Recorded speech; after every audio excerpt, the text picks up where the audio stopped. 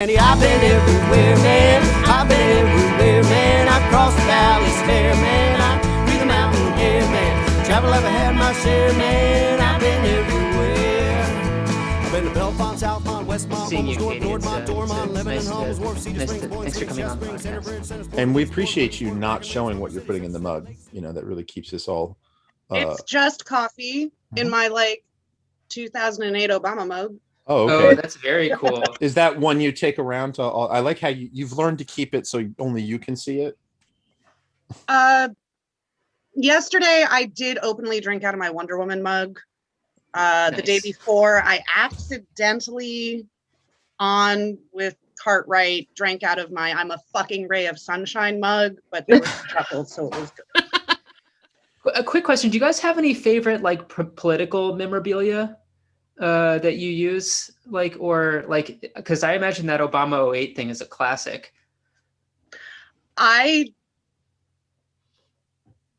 So I'm facing I'm facing a wall. Yeah. I can't show you the rest of my office right now because it's functionally a storage room at the moment, but there is shit everywhere from 30 years of politics. I got to tell you, if you say that you do have some valuable memorabilia, you better bolt it down if Taylor comes around to your house, because he's actually an inveterate collector and arbitrageur. Is that the word? I don't know. He buys low and sells high. Right. Hey, I've got a small thing of pins back here. I think that's what triggered it for him. Because I was eyeing that, Gillian. I got my Maria McLaughlin for Superior Court and Emily Best for State Senate. You've also got, are those trolls or bobbleheads? What's on top of the? Those are over here. Yeah, that's some of my Funko Pops. I also have I'm nodding sagely as if I know what that means. They're little dolls. I also have a giant shelf of action figures and toys. Wait, what is that pillow? Is that Pikachu? No, it's Agritsuko. You're clearly into and I love the tribes. You're clearly into some nerd tribes I'm not in. Yeah. Is that very a manga nerdy thing? Is that a manga thing? It's an anime. It's like I meant she's anime. she's in the Hello Kitty. Sanrio makes Agritsuko. Okay, nice. But it's like a little animal that works in an office and has a very frustrating adult life. So what's the piece? What would you say the piece de resistance of your political memorabilia? I think weirdly, one of my favorites is I have a button from when Marcel Groen ran for state party chair, which is so niche. Yeah, that's, I don't know if that's ever going to be a collector's item. No, but but I applaud it. I applaud it. Yeah, that's the sort of thing where it's you don't even fucking know because I have state party chair. Running for state party chair merch. That's great. Antique books from my grandparents who were delegates for Adelaide Stevenson. Oh, you just always have to one up someone. Oh, that's good. That's nice. I like that. Carrie Edwards. I have one of those. No Way, No How, No McCain, No Palin. My mom gave me her Obama Mama button. No Way, No How, No McCain, No Palin is a terrible I line. wish I had saved my Chuck Panaccio bumper sticker. Oh. I've never interacted with this person. We're not. Oh, he ran for Senate. Very much a kind of, in my head, a kind of Dennis Kucinich model, right? All issues, all passion. I think that this is in the we did start recording, but I think this is all going to be lopped off, or some of it. Or it's going to be in this. I like the conversation about political memorabilia. We will make it part of our outtake I almost said collection. Paraphernalia, which is it's not that. I will say do you have a piece de resistance, Taylor?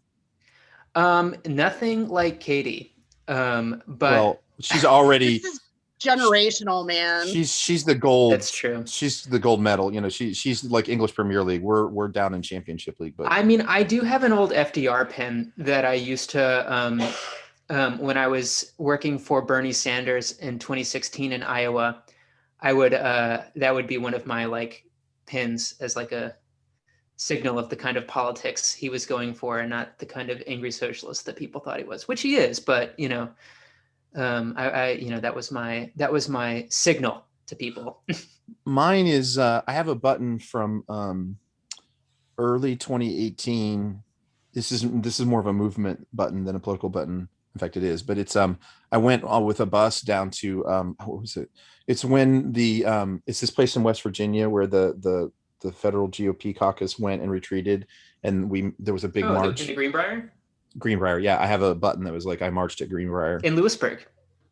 Isn't that in Lewisburg, West Virginia? Yes, it is. Yes, that's right. I was like, no, Taylor. That's the only reason I know that. I was like, I just said, yes, you're right. Yes.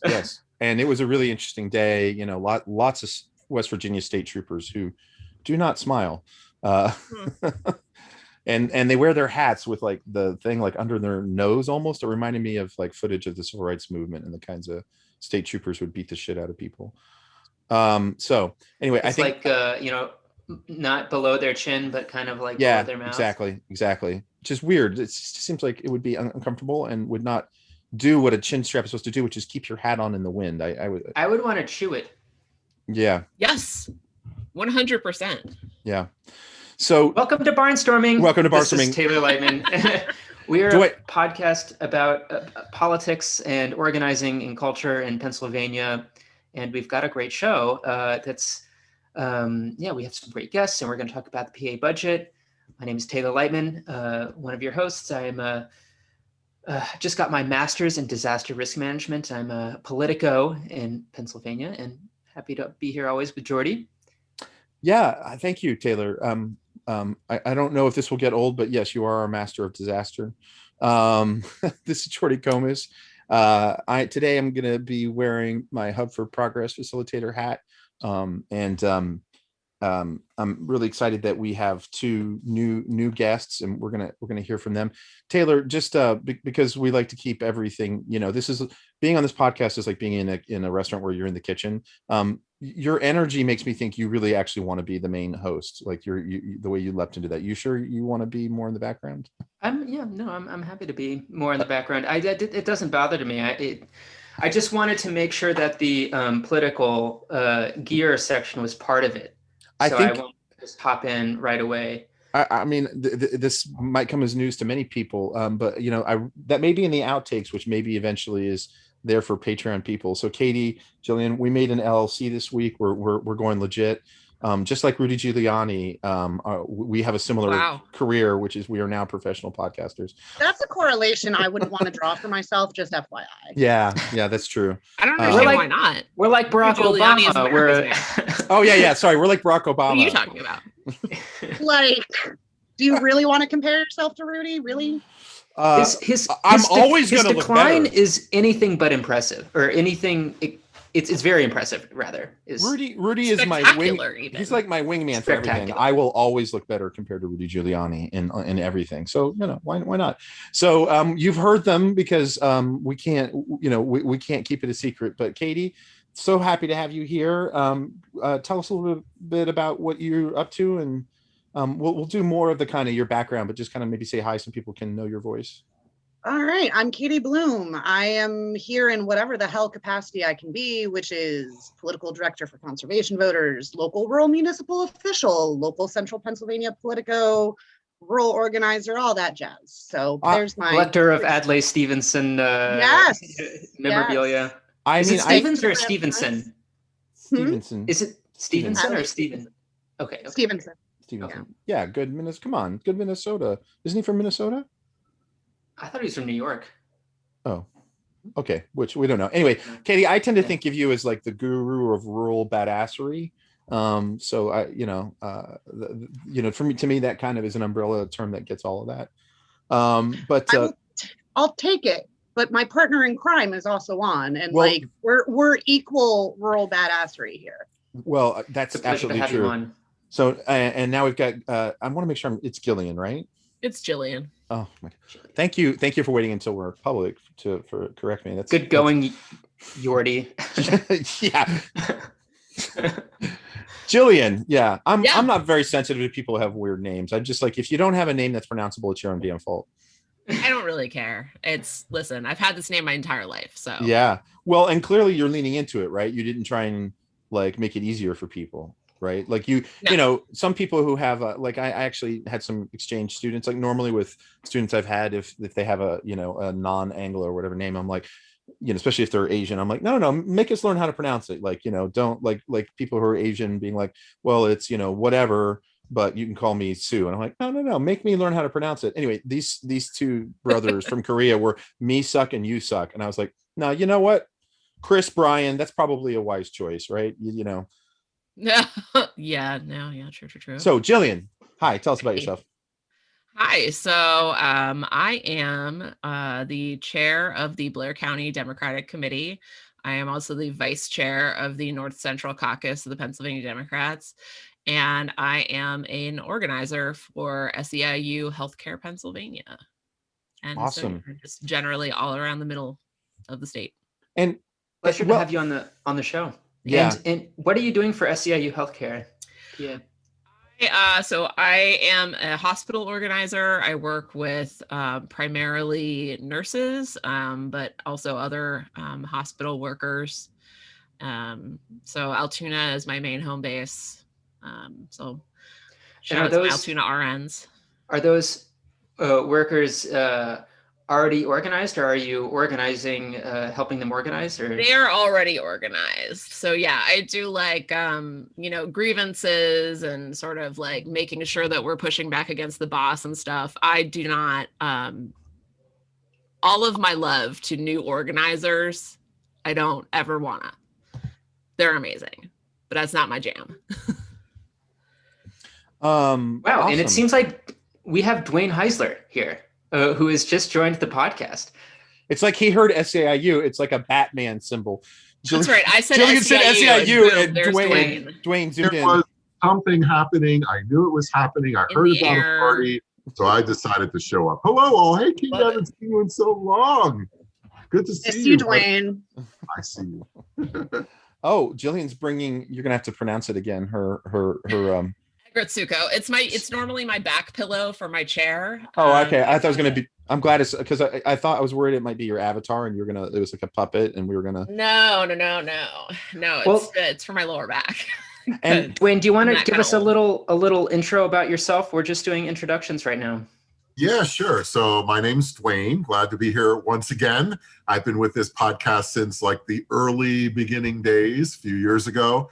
I am actually campaign coordinator with SEIU Healthcare PA, doing a lot of work in northeastern Pennsylvania, but I'm also very involved with progressive organizations. I'm on several leadership teams for progressive organizations, and I'm also the chair of the state Democratic party for the Progressive Caucus and on the executive committee for the Dems. So I have my feet in the political party, in the progressive movement, and with unions, the trifecta. I mean, it's almost, this just popped in my head, Dwayne. I feel like you're taking on a lot of risk because you're almost like a victim in a medieval torture who's going to be drawn and quartered. you got 4 different horses, each one's got a limb, and if they run in opposite directions, it's not going to be pretty. But you know what? I'm there for you. I'll pick up the pieces. Well, thank you. I know you're always there for me, Jordi. I can count on you. I mean, I won't get you out of it. I'm just to be clear. All right. You can be the fourth. You can be the fourth limb, right? So yeah, any of those the hub. I'll shift them to you. Yeah. Yeah, exactly. So this is awesome. So this is a slightly different format than some of our shows. We're gonna, for people who've been listeners, we're gonna not do as many segments and really kind of dive into some Pennsylvania topics around the Pennsylvania budget, Governor Wolf, and where that goes. And that's one reason why we wanted these specific folks. Just a couple of show notes. We do have more episodes coming out in the future, some recent ones that have been pretty interesting, exciting. We have our first interview of part of a new series called Black Voices Matter, and we're doing an oral history project of people who became newly active or re-engaged with social justice organizing since last summer. We're going to start a candidates interview series, talking to people who have run for office.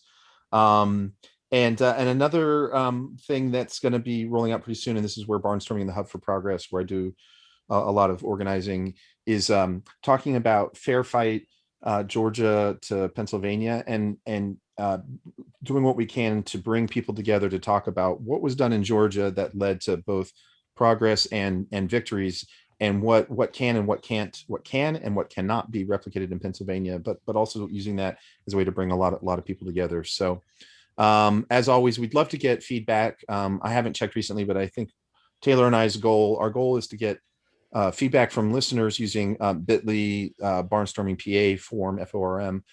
We want to get feedback from listeners. We'd like to get more than 20% of the responses being our two mothers. So not that they're not like good critic, like both loving, but also good at critique. But it would be nice to get some more. Am I forgetting anything, Taylor? So review us on your podcasting app, yes, and like and always share review us content on social media. Yeah, always. It makes a huge difference. We're going to talk about the budget, and I'll just throw out a couple of things, and maybe our guests want to respond or take it a different direction. But one thing is Governor Wolf gave a budget address, and it seemed to me, as somebody who's follows politics, but it's not like I've watched every budget address, this one seemed different. I mean, he seemed to want to use it to really reframe key issues in Pennsylvania about the budget and what government can do.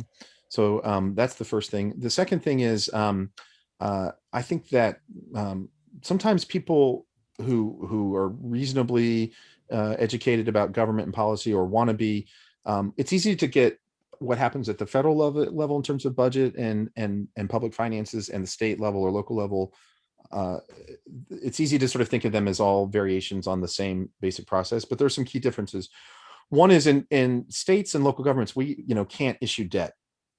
So right now, the Biden stimulus plan is making its way through, and the federal government, of course, can basically issue debt, and that's really essential to being able to stimulate the economy and let people meet people's needs. And the other is what's called the uniformity clause in Pennsylvania, which is as part of our constitution, especially says all taxes have to be uniformly applied to all people the same, which means we can't have, as I understand it, but maybe people will correct me, it's hard or impossible for us to have anything like a progressive income tax.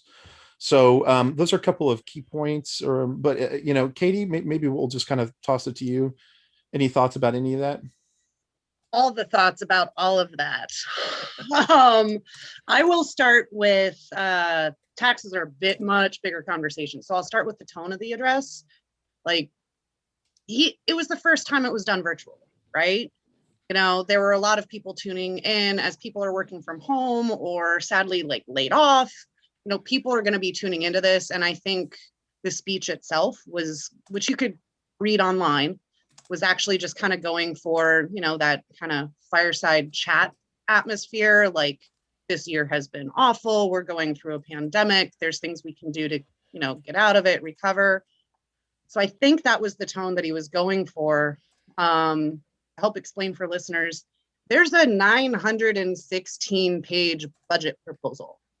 And then there's also attached legislation from the governor, from his office. And it's not even all out yet. They're still working on it. They're still having conversations. So there's a lot far beyond the governor's budget address, which I think a lot of people don't realize. And immediately following the address, you saw so many people, you want to do what? Governor Wolf, he's going to do all of these bad things. But, Joe Voter doesn't know, like you said, like, people don't necessarily know the differences between the different types of government, and how do we educate people, and how do we get this out there? So I think that's the tone the governor was going for. Hopefully I don't know, maybe it calmed some people down. And he's got some interesting ideas, a lot of which, I'm personally supportive of. There's some questions I have, in my day job where I had to read all 916 pages, which I do not recommend to anybody, frankly.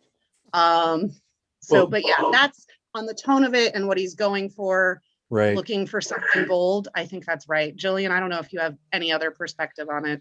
Yeah, no, I mean, I think that's all right. And, I would say that it's the governor's budget address is really like the opportunity to frame his proposal for people at large, right? And like, I think Katie's totally right in like the fireside chat vibe, because obviously normally he'd be doing it in chambers in front of all the state reps and senators, and that it gets, look, it's a little dry. It's like Katie said, it's 916 pages. It's a budget. It's hard to make it sexy.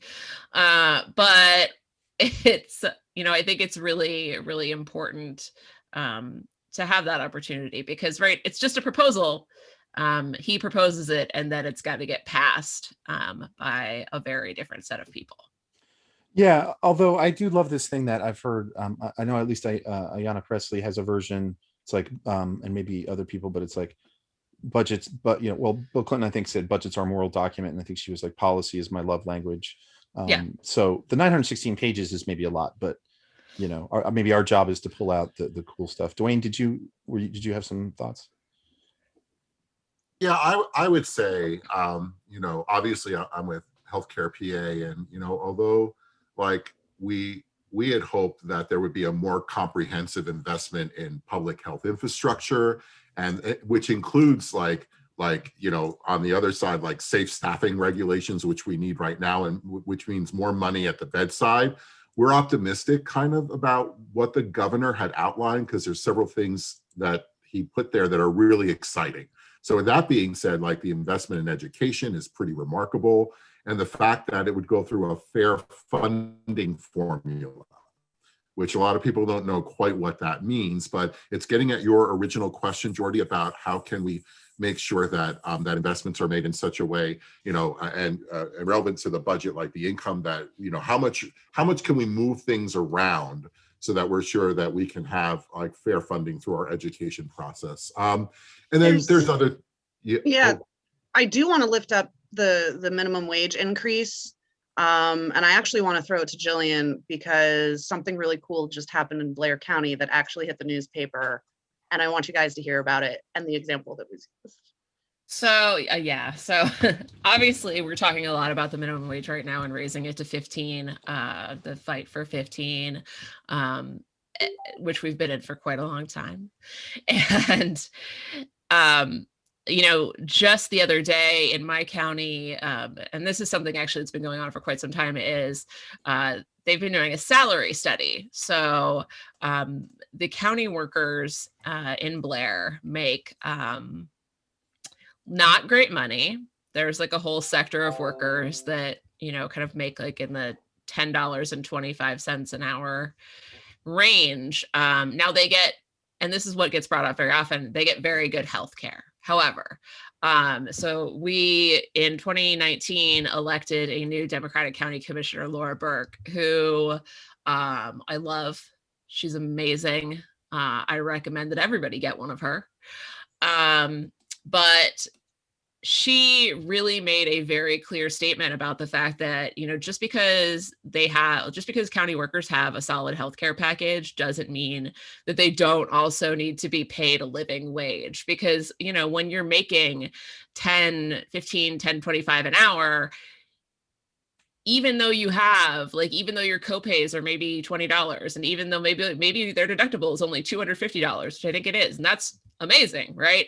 But if you're making that much money, it still becomes unaffordable to use that health coverage. So, she made a very clear statement about the fact that, we have to talk about both. They're not, you can't just jam them all together just because, you want to financially. And she got really great media coverage on her statement. And so I'm very hopeful that it creates a bigger conversation in our area. Well, for sure. We can also link to that in the show notes, and grow our Blair County, Altoona audience on our analytics. Like we have actually noticed where we have guests on our analytics, we get a pop in listens from those areas. Well, and the tie-in from that story and the governor's budget and what you see happening at the federal level, this whole reconciliation process that's happening with the federal budget, right? Federal, going to be clear because people get them confused. The House put back in that $15 a wage. We have senators now having that budget back, talking about, oh, we can't do 15 mansion. But like, there's also senators working to figure out how to keep that in, so there's still work being done on that.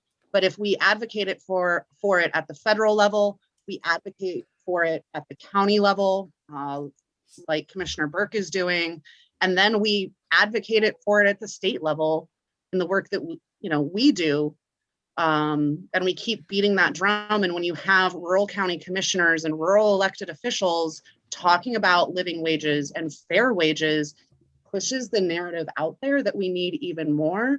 So having the governor bring that up in the budget address as well, obviously it's, he can only really mandate that through an executive order for state employees, but the legislature would have to pass something for all Pennsylvanians. But that is a really, really big thing. And we see study after study about how a minimum wage increase, about the income disparity, but also how, it's going to help boost the economy. So you have all of these super fiscally conservative people who are like, oh, but the economy, well, it's still going to help. I'd like to push back. The book. I mean, Katie, you and I both are local officials. The fiscal conservative is something that, like, I like to push back on it, because I'm going to bet you and I are both also fiscally conservative, by which I mean we believe that a budget should be balanced. You're fiscally responsible, which is not the same thing as fiscally conservative. Okay, but they try and use it the same way. And so, in fact, one of the things about a $15 minimum wage for government employees is, of course, because I also believe in economics, it makes labor, it can help to boost the private labor wage, because then they're going to have to compete with those jobs. And so anyway, the borough of Milheim, when we did our budget at the end of 19 or end of 20, the year days are running together. When we did our budget, we have now, you start at $14.50 for your probationary period, but all of our employees start at $15 an hour. And we found other cost savings to do that. We're the first municipality in Center County to have paid parental leave. But we're being fiscally responsible about it. Not conservative, responsible. Taylor, Yeah. You're absolutely correct. That's very cool. I want to. I need a job. I may apply for it. I'm curious. Like I know that Wolf's budget has a lot of cool things in it that would like really help working people and just like everybody. All of this economic development would benefit everybody, regardless of who you are and what you look like and how much money you're making. But I have two questions, and the first is like, could somebody talk me off a ledge here? Because I feel like since Rendell, like there's just like been no like we propose something, they shoot it down, and we end up in the exact same place. Like, do we have like what can we realistically get done in a budget that gets passed? I don't know if somebody could tackle that. Katie, go. Maybe I'm just totally wrong too. Feel free to shoot down the premise. We're probably going to end up with pretty much the same funding levels of things. With the $1.9 trillion federal package, there's a substantial amount of money that's going to go to the states. The equivalent is going to be, our budget gap, our perceived budget gap at this point will be filled, and we're probably going to have flat agency funding and all of that jazz. So no new programs. If somebody wants something new, where's the funding source from it? Which always raises questions. The governor talked, let's legalize marijuana. There's a bill out there, a bipartisan bill in the Pennsylvania Senate for that, with Senator Laughlin and Senator Street. It's exciting. It's a way to raise revenue. And that could pay for bail reform, criminal justice reform programs, and things like that. It's awesome. But until we change the makeup of the legislature, whether it's, combating gerrymandering, things like that. I mean, I'll give a plug, but in the environmental scorecard through my work, we had a 500% increase in 0% scores. And I know these rural Republicans are outdoorsmen, and for some reason they don't want to like protect the environment where they go fish. What's that about, right? But they're continually voting against it. And a really cool thing, we have about a $3.6 billion budget deficit if we don't get state funds or from the feds, from the stimulus. But my colleagues over at Penn Future just released a report. We have about 3.8 billion in subsidies that have been given to the fossil fuel industry. That could have been revenue we kept or revenue that we receive from those companies. When you say a subsidy, because I feel like sometimes people assume it's a cash handout. I actually got into an argument in social media where somebody was like, a tax break is not a subsidy. And I was like, you moron, of course it is. But anyway. So a subsidy is often a broad term. It could be a tax credit. It could be a tax break. It could be a variance on paying taxes for a certain amount of time. It could be in quote unquote opportunity zone, which by the way, those don't work real well. And our legislator loves to do them. Most of the zones I know are vacant. So there's a lot of different things that constitute a subsidy. Sometimes it is if you are creating 10 jobs, we're taking X number of dollars off your business taxes, right? And this is in a state where we still have the Delaware Loop Hole that lets corporations, right, organize in Delaware and not pay Pennsylvania taxes. I think one of our first pieces of merch that we're going to do is a sink drain. If you don't have one, a plug for your sink, and it's going to be called Plugging the Delaware Loophole. I think we're going to sell dozens of them. Yeah. So, but that's the thing is like, we have, there's money in politics. There's, I don't care if, Jordi, if you work for a company, let's say in my line of work, if you work for a fossil fuel company, you want to donate to a candidate, you donate to a candidate. But what I have a problem with is when the companies themselves have their own PACs and they're writing $50,000 checks to people like former Speaker Mike Turzai. Yeah. That's what I have a problem with, is that's where the corporate influence is. I don't care where somebody works. They may be, they're getting a check. I will not disparage somebody's job if they're happy doing what they're doing. But when the corporations themselves have their own PACs, that's when it becomes problematic. For sure. The thing, as somebody, and that's how you see nothing getting done. Right. I'm with you. What drives me, like ballistic and makes my blood boil is when lots of economic speak sort of gets tossed around about markets and all of this. And I'm like, yeah, sure. Put fossil fuel on an equal footing, like this is a little back of the envelope thing I did once. How about, if we added to the price at the pump, all the money we spend in our military to protect the global supply of oil, do you know how much more gas would be? Like I'm all for a fair footing. So, it's because of my training in, management, economics, and sociology. But when these specialized interests try and use fair market and free market things to actually protect what are built-in structural benefits and advantages for them, that just it's the thing that's like waving a red flag for me personally. One thing maybe to shift a little bit that I think is interesting, Dwayne, I don't know if you can talk more about the public health infrastructure and the budget. What would we be buying? What would we, the Commonwealth, what is, can you give some examples? Like, what does it mean to put money into infrastructure? Because I'm kind of dumb sometimes. I'm like thinking of highways and Wi-Fi. Yeah, so our healthcare system is woefully underfunded, and the results have been really exasperated through this pandemic.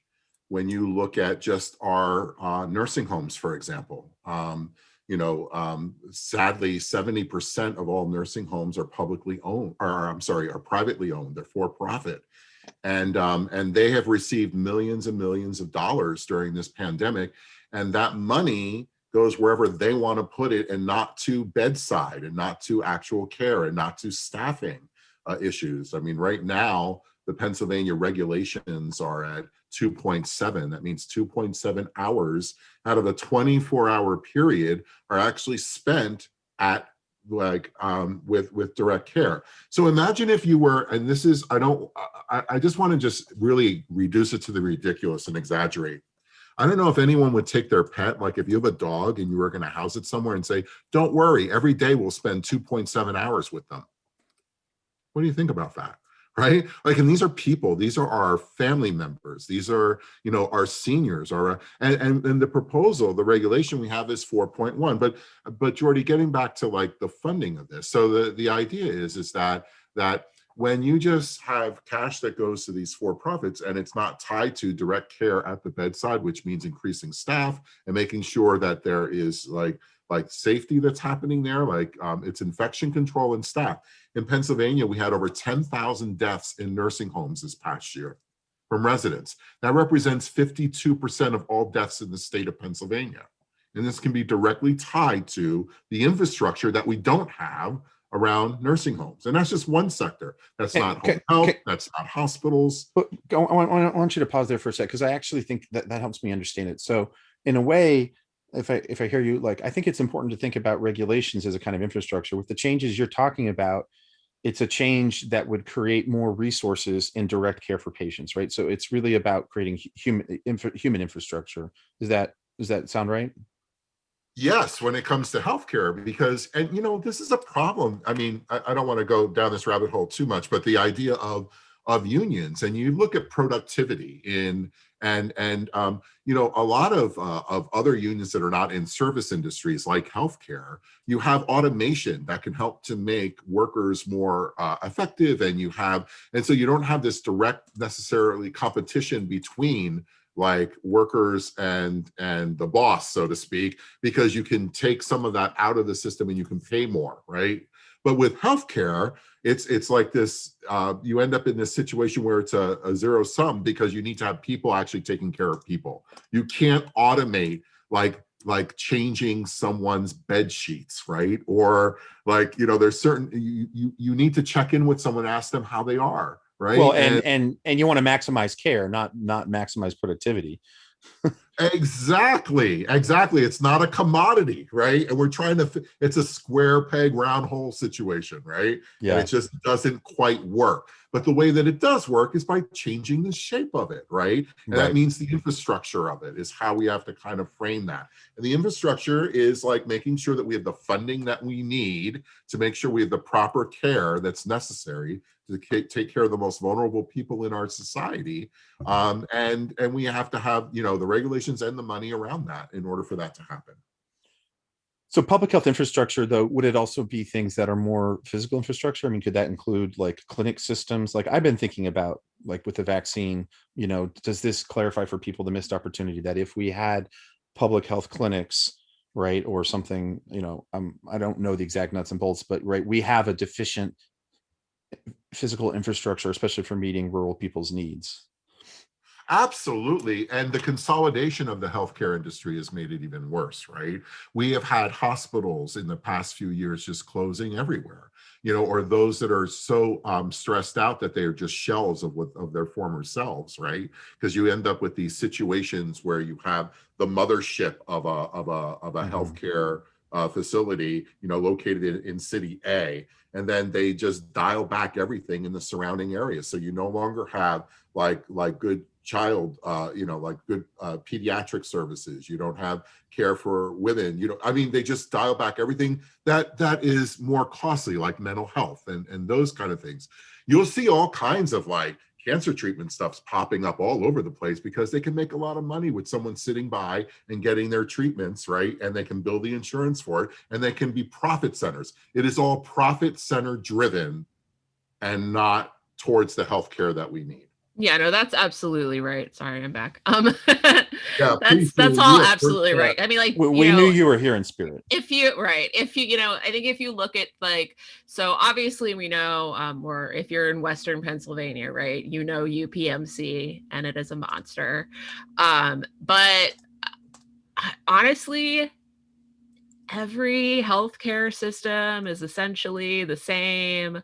Not to the same degree, right? But there are other healthcare systems where you're looking at a mothership where they have, like Dwayne said, in this city, and they've got all the stuff.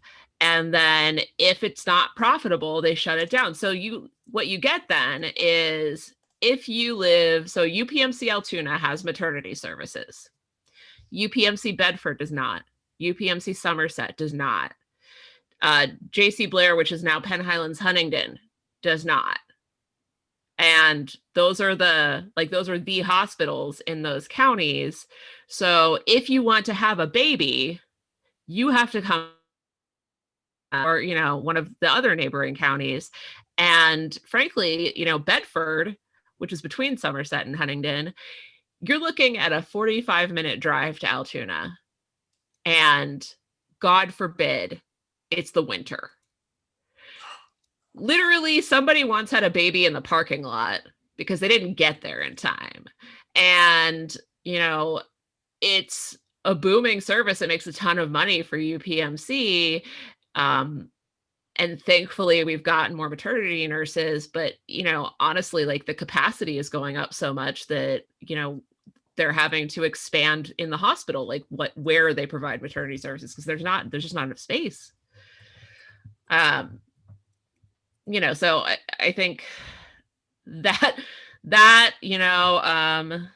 meanwhile, Gillian, we don't need to expand the parking lot. We don't need to expand the parking lot. We actually need more healthcare in the communities that need it. Right? Hilariously, I stopped by the hospital to drop a piece of paper off for a nurse, and were they not working on the parking garage at UPMC Altoona? I'm not even kidding. Like, no lie. Also, like, if you check out UPMC McKeesport, like, ask those people how long their parking garage has been under construction. Genuinely, years. That's such a great. I am curious, like, is there any conversation happening around the state about public ownership of these, like, long-term healthcare centers, like nursing homes and facilities? I think, one of the things that we've seen over the last couple decades is long-term care homes being, there used to be a county home, like in every county had a county home. But they have increasingly been privatized. There are only, I think, a few counties left that have them. That are still publicly operated. Blair County lost ours in 2012, something like that, 2012 or 2013. And, members there, SEIU members there picketed and, really raised public awareness. But at some point, what our Republican commissioners at the time said was just, oh, well, it doesn't make money. It's not supposed to make money. You're the government. Like, it's not supposed to be a profit center. You're supposed to be caring for members of our community. And so what you have then is that home has since been sold 3 times, I think, since it was initially sold. Several of the companies were very bad. It just in awful conditions. It went from a 4 or 5-star nursing home to a 1-star nursing home. And, then what happens is people have to get transferred to other nursing homes. You're looking at people who have lived in this county, in this community for their entire life, being shipped off somewhere across the state where there's a bed, because that's where they've got a bed. And they're just far, far away from everything that they know and have ever known. So Taylor, another kind of disturbing part of that and this healthcare infrastructure is Pennsylvania has very little regulation about who can buy a place and who can sell a place and who can shut a place down. And it's almost as if you have enough money, you can buy this hospital regardless of what you're actually going to do. And basically everyone who buys a healthcare facility is always talking about how they're going to invest in it. And then everyone forgets down the line what they had said, and you end up with they're just soaking the money out of it. And figuring out ways in which to make that healthcare delivery more profitable, which is disgusting. And that's part of this whole formula, that we don't have the infrastructure and the regulation and the funding. You line all those up and it shows you why the nursing homes have been hit so hard in Pennsylvania compared to the other states. In New York, it represented about a third. In Pennsylvania, it's 52%. We're hearing all that stuff about what? Sorry, a third. What are you? A third, 50% of what? A third of all the deaths in New York State was at nursing homes, and Cuomo's being beat up about it. Meanwhile, we're here in Pennsylvania, and 52% of the deaths have been in our nursing home with residents and with staff. By the way, we're talking about staff as well that are dying in these environments because they're not properly staffed. Sorry, just your conversation reminds me of something from a set of theories about explaining colonization and imperial power, where you have the metropole and the periphery. So, typically Britain was the metropole, and the periphery were all of its colonial powers, and it was able to use its hard and soft power, hard military, soft, taking over legal systems and whatnot, to keep the periphery in that peripheral position so that its resources flow to the metropole to enrich the metropole.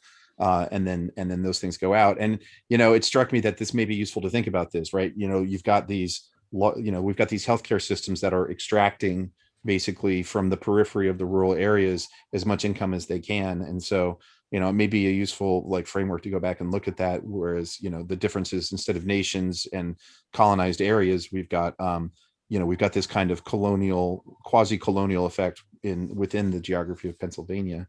So from that,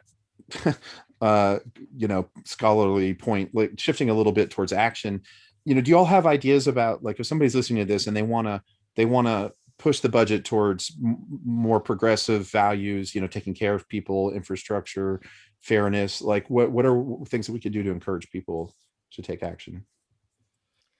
Yeah. I mean, write your legislator. What hashtags should I use? Call your legislator. Get to know your legislator. Get very, very friendly with them. I mean, I don't know about friendly, but do make sure that yins are on a first name basis, because they need to hear from you. And do you think if I'm really upset, I should call, and when the person answers the phone, I should yell at them? No, I would not say that. So number one, the people that work in the offices also need jobs, and they're sometimes very nice people, but even if they aren't, they don't deserve that.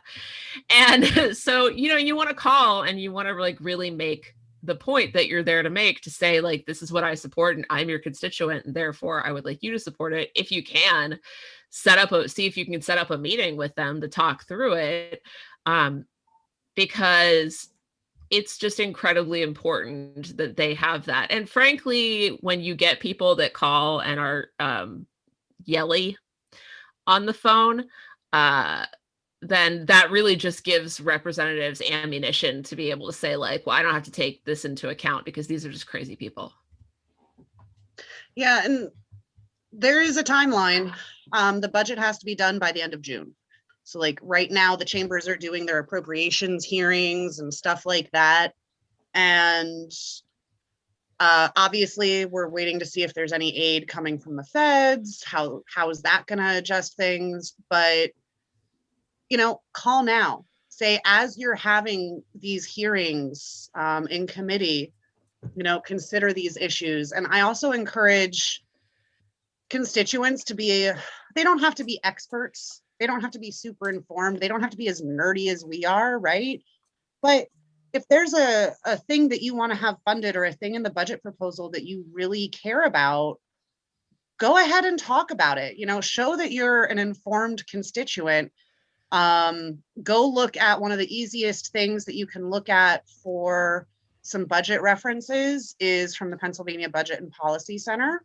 Mm-hmm. That's a great place to look. It's very simplified. It's going to be a little easier to read than me spouting shit off at you. Right. But also, listen, if you are feeling intimidated about talking to a state representative or a state senator, I just need you to know you should not be.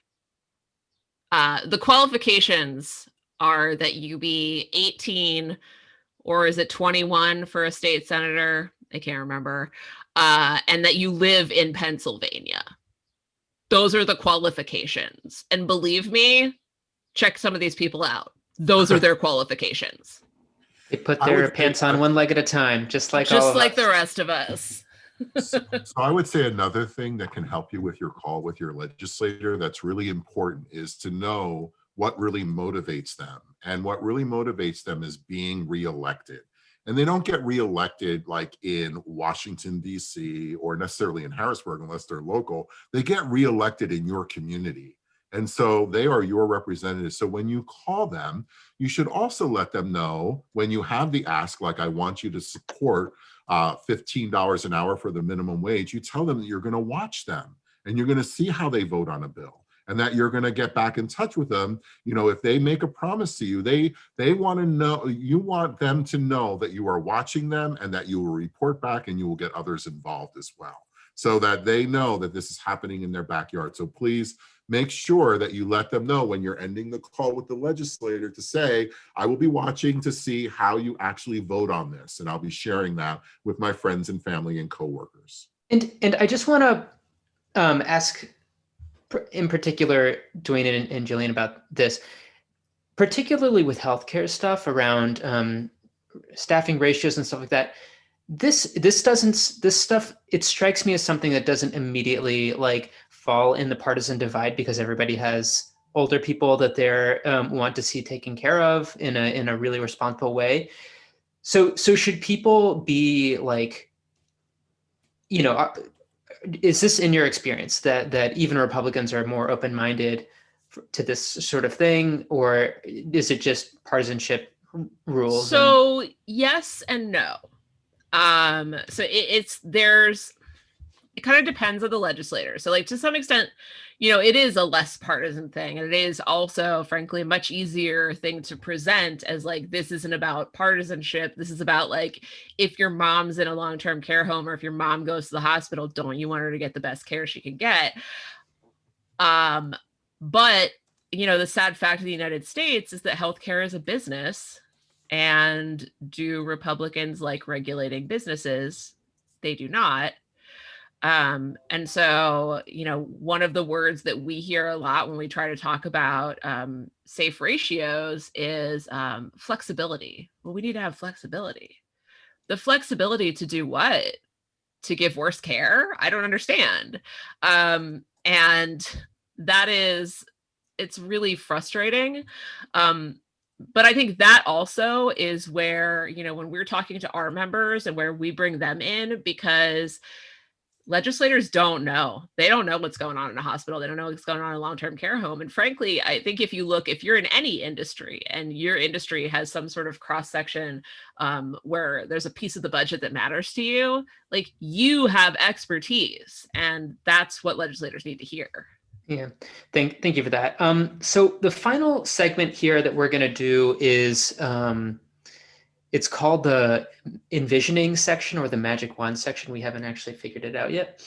But this is all thanks to Pin Garvin, who does this sort of thing. And Katie, it's not a sex toy. I know why you're laughing. Just don't call it. Just pick something else, dude. No, Okay, now you have to call it a magic wand. The magic wand section.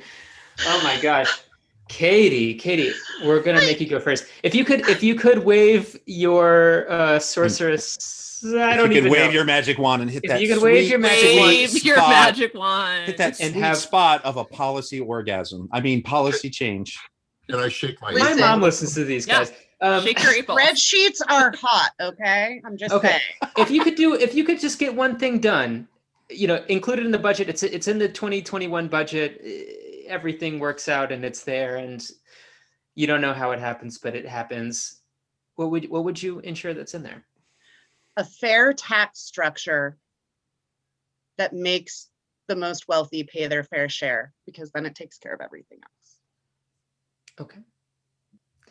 Gillian, do you want to go next? Katie took the best answer.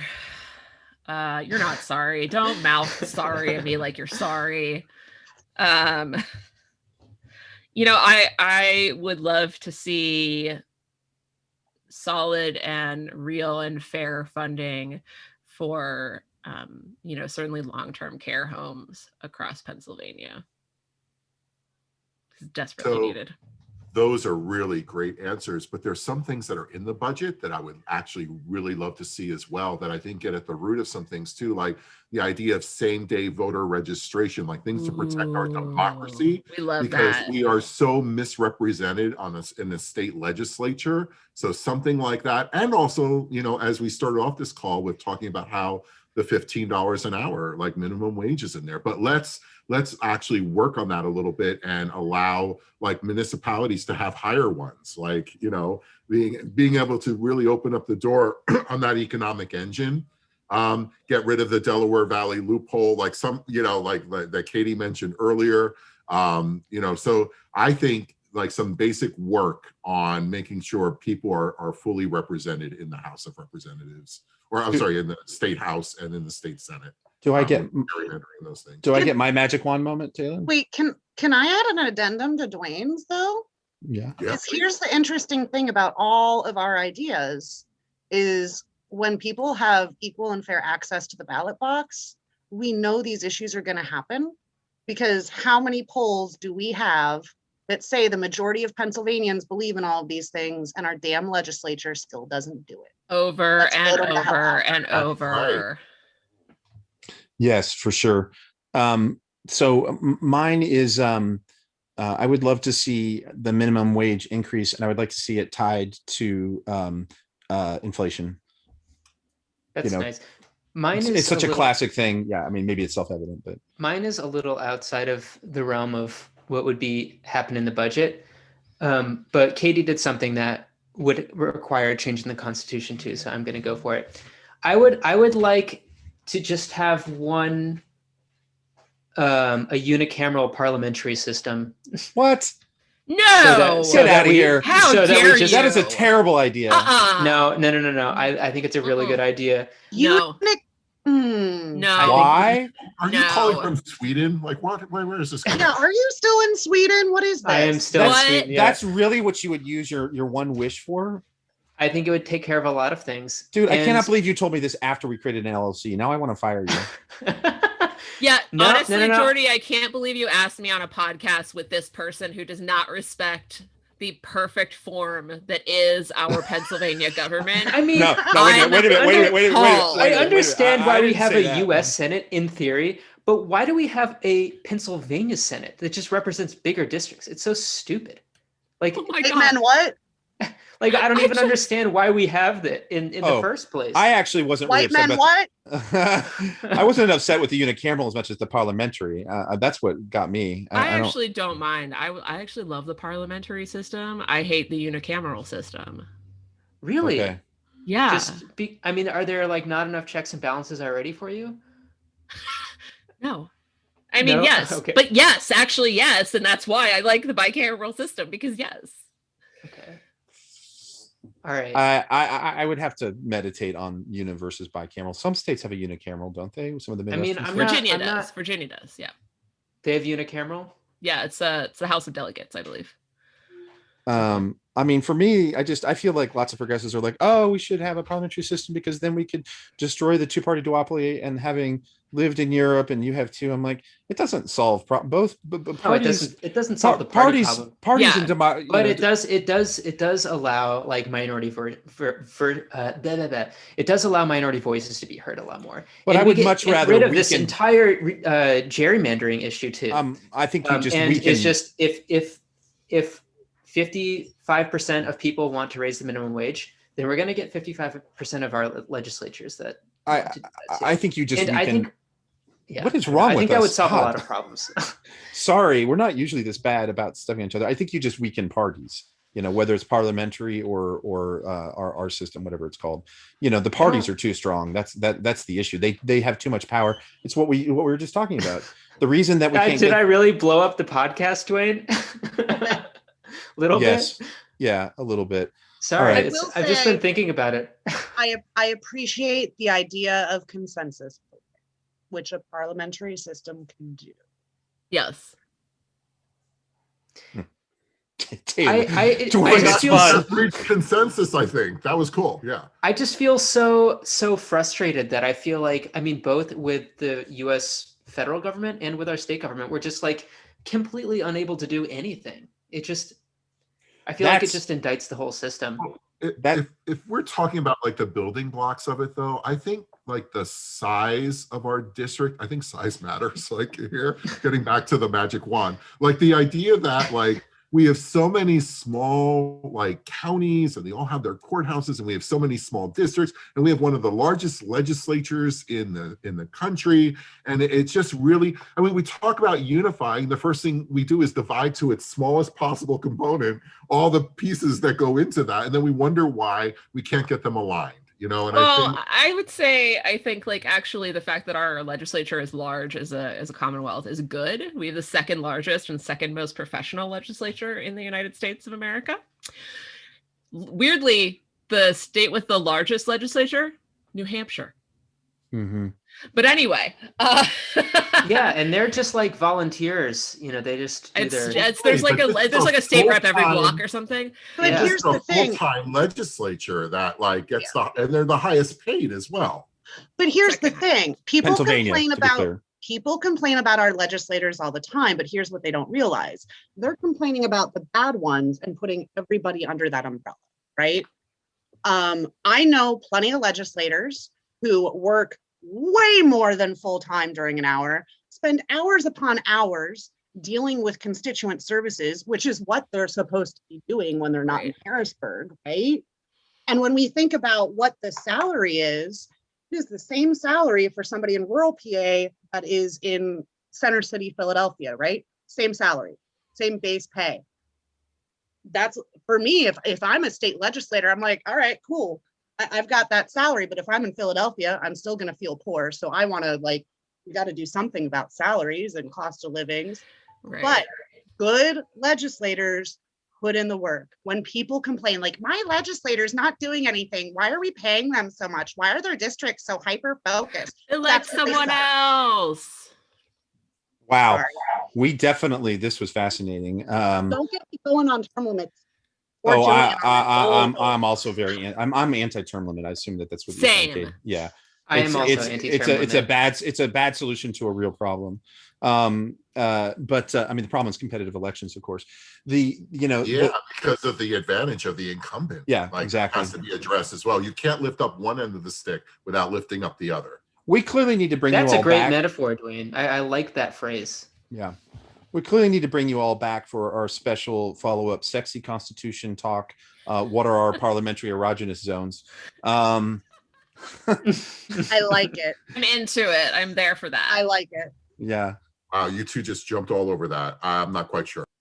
We're trying to figure out merch ideas, Dwayne. We're trying to figure out merch ideas. Parliamentary erogenous zones is a real winner. Yeah. And if you have a review of this podcast, or you want to explain to me the benefit of the Pennsylvania Senate, email us info@barnstormingpa.org. Tell him why we need a bicameral system, people. That was the most spontaneous. Yeah. You need help. You're like phone a friend right now. I mean, it doesn't make any sense. Like the Senate exists in the U.S. so that there's the states have some From my memory, this was the most spontaneous yelling on our podcast since the famous Chip and I, way in the early, almost coming to blows, talking about Bernie Sanders and whether or not it mattered that he was an independent or Democrat in your kitchen, and I was seriously worried he was going to pick up a knife. If you have Katie and I on, there will never not be spontaneous yelling. We will always promise you spontaneous yelling. We spontaneously yell at each other sometimes. Oh yeah, it's almost daily. Yeah, it has been a real pleasure. When along came a semi with a high-end canvas-covered load. If you're gonna conch a hawking hoss with me, you can ride. And so I climbed into the cab and then I settled down inside. He said, if you can't take these twists and turns, man, I don't blame you. And I said, listen, I've traveled every road in Pennsylvania. I've been everywhere, man. I've been everywhere, man. I've crossed the valleys fair, man. I breathe the mountain air, man. Travel, I've had my share, man. I've been everywhere. Been to Millview, Rockview, Waterloo, Lackawanna, Fairview, Bellevue, Sweet Root, Susquehanna, Lewisburg, Stroudsburg, Ellisburg, Orbisonia, Harrisburg, Pittsburgh, Wellersburg, Robsonia, Mountaintop, Glen Rock, Flat Rock, Sunbury, St. Mary, Chick, Shanty, Big Shanty, Almadandy. I've been everywhere, man. I've been everywhere, man. I crossed the valleys fair, man. I breathe the mountain air, man. Travel, ever had my share, man. I've been everywhere. I've been to Belmont, Southmont, Westmont, Wilmsdorf, Nordmont, Dormont, Lebanon, Hummels, Wharf, Cedar Springs, Bowling Springs, Chest Springs, Centerbridge, Centersport, Leesport, Williamsport, Brackenridge, Lumber City, Central City, Lake City, Clearfield, Westfield, Winfield, Richfield, big deal. I've been everywhere, man. I've been everywhere, man. I crossed the valleys fair, man. I breathe the mountain air, man. Travel, ever had my share, man. I've been everywhere. Woo!